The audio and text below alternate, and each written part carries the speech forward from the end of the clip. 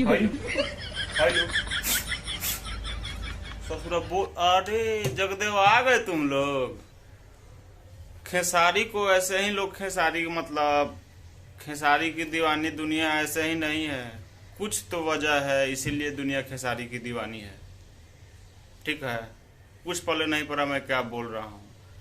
पहले इस वीडियो को यहाँ पे देखिए, इस वीडियो को देखिए, पूरा फुल वीडियो देखिए, उसके बाद मैं बात कर रहा हूँ। यहाँ पे खेसारी जी वो कल जो था ना स्टेज शो, वहाँ से वो स्टेज शो करके रात को ढाबा पे जाके खाना खाए। खाना खाने के बाद तीन चार गो जो लड़की थी वहाँ पे काम करने वाली, तो वो लोग फोटो साथ में खिंचवाया। छोटा सा पान का टपरी था, वहीं पे पूरा टीम खेसारी, मतलब खेसारी भैया खुद फोटो खींचे।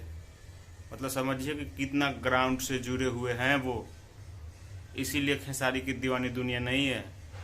ठीक है, तो यही एगो छोटा सा अपडेट था।